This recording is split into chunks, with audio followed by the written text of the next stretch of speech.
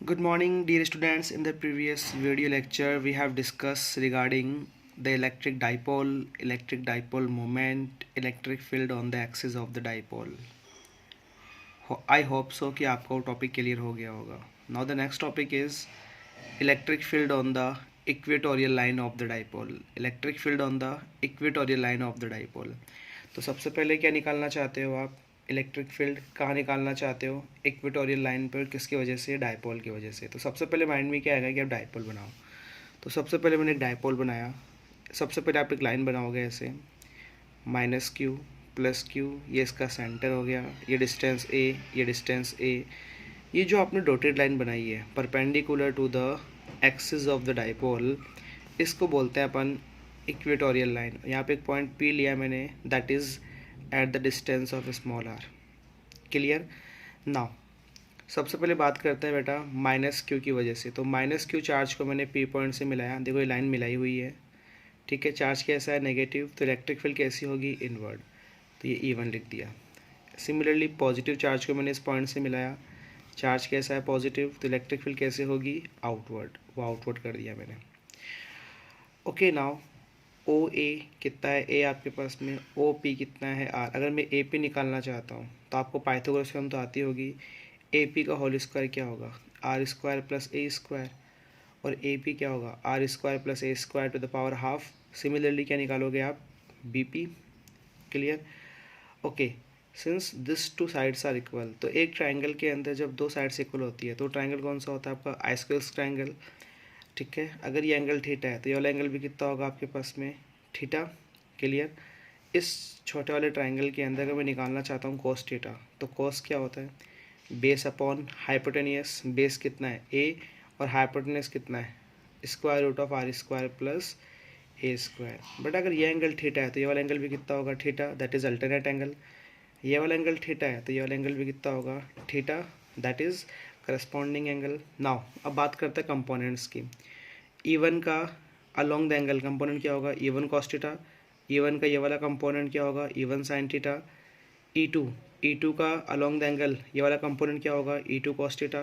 और E2 का ये वाला कंपोनेंट क्या होगा? E2 sin theta. यहाँ तक कोई डाउट? आपको डायग्राम बहुत इंपॉर्टेंट है, इससे डायग्राम जिसने बना लिया टॉपिक अपने आप हो जाएगा. Now consider an electric dipole as shown in figure. We want to find an expression of electric field at a point P at a distance r on the equatorial line of the dipole. यहाँ तक कोई problem? Now the electric field due to minus q is given by k q upon r square. तो k q upon a p का whole square. और diagram के side में लिख रखा था मैंने ए पी स्क्वायर किसके इक्वल है? R square plus a square. Similarly the electric field due to plus q is given by k q upon B P का square, k q upon r square plus a square. Equation number 2. E1 किसके equal है? E2 के. Now net electric field along the Y axis. Net electric field along the Y axis. तो E Y is equal to E1 sine theta minus E2 sine theta. E1 की value put की, E2 की value put की, दोनों similar थे, cancel हो गए, क्या आ गया? ज़ीरो. इसका मतलब है along the Y axis net electric field क्या है? ज़ीरो. अब क्वेश्चन आता है सर मैंने सब्ट्रैक्ट क्यों किया? अगर एक बार आप डायग्राम देखोगे पता लग जाएगा आपको. Now look at the diagram. These two components are opposite to each other. That's why. अच्छा electric field on the X axis दोनों सेम ही डायरेक्शन में, तो क्या करोगे? ऐड करोगे E1 cos theta plus E2 cos theta. देखिए net electric field along the X axis ये पुटअप किया मैंने. E1 की वैल्यू पुट की, E2 की वैल्यू पुट की, दोनों सिमिलर हैं, तो क्या हो जाएगा आपके पास में? 2 टाइम. ठीक है. ये 2 टाइम्स हो गया. 2 times k q cos theta upon r square plus a square. Now for the diagram कोस्ट निकाला था अपन ने ये. ठीक है. कोस की वैल्यू पुटअप कर दी. अच्छा ऊपर क्या आ गया? के क्यू टू ए. साथ में लिखने का पर्पज समझ में आ गया होगा, बिकॉज क्यू टू ए क्या होता है? क्यू टू ए क्या होता है बेटा? P, electric dipole moment. चलो ठीक है. ये आ गया के पी अपॉन. बेटा जब बेस सेम हो तो पावर ही आ जाती है, ऐड हो जाती है 3/2. K P upon r square plus a square 3/2.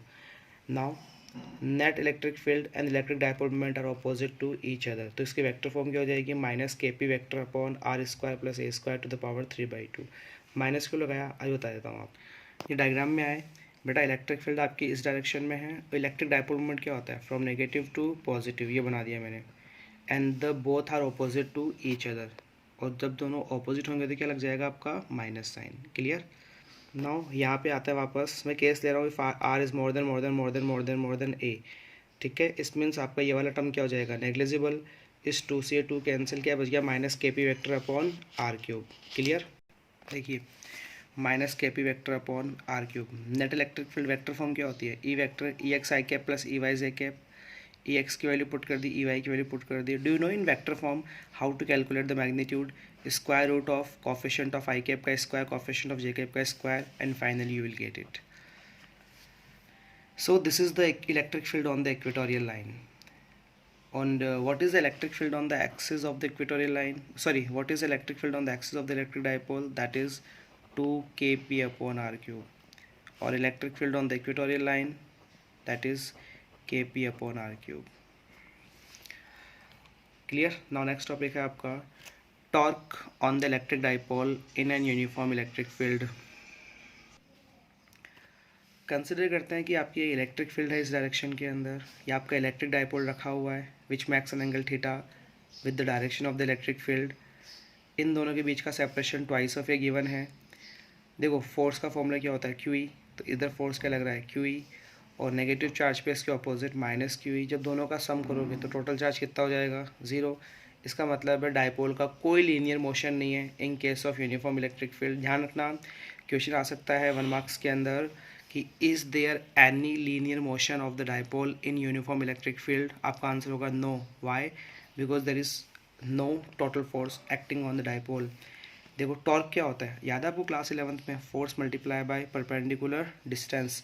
थोड़ा इस पॉइंट के रिगार्डिंग मैं टॉर्क लिखना चाहता हूँ, तो ये फोर्स कितना है, Q E multiply by perpendicular distance क्या है, ओ बी, प्लस ये वाला फोर्स बेसिकली इसी पॉइंट से पास हो रहा है, तो इसका टॉर्क कितना हो जाएगा, ज़ीरो। याद है क्लास 11th के अंदर बताया था मैंने कि अगर कोई फोर्स उसी पॉइंट से पास हो रहा है जिस पॉइंट से आप टॉर्क निकालना चाहते हो, तो उसका टॉर्क क्या हो जाएगा, ज़ीरो। अब बचा ओ बी मतलब आपके पास में ये वाली लेंथ कितनी दी हुई है, 2a, तो 2a का ये वाला कंपोनेंट क्या होगा, 2a cos थीटा, और ये वाला कंपोनेंट क्या होगा आपका 2a sin theta. Clear. Now put किया मैंने q E, O B put किया 2a sin थीटा, वापस वही Q2a क्या हो जाएगा, Q2a P E sin theta. बेटा sin थीटा कब आता है, जब क्रॉस प्रोडक्ट होता है, तो torque vector is equal to क्या आ गया, P vector cross E vector. अच्छा, जब थीटा ज़ीरो होगा मतलब आपकी इलेक्ट्रिक डाइपोल मोमेंट और इलेक्ट्रिक फील्ड सेम डायरेक्शन में होंगे। साइन ज़ीरो कितना होता है, ज़ीरो, तो टॉर्क कितना हो जाएगा, zero. When theta is equal to 90, जब आपका ये दोनों एक दूसरे के परपेंडिकुलर होंगे तो टॉर्क क्या होगा, maximum, that is equal to P E. जब थीटा होगा 180 when they are opposite to each other, then वापस टॉर्क कितना हो जाएगा आपके पास में, zero. By this way we are able to complete the topic electric dipole. Is there any problem? If you are facing any problem, please contact to me. At least 2 or 3 times आप इनके derivations की practice करोगे. Thank you.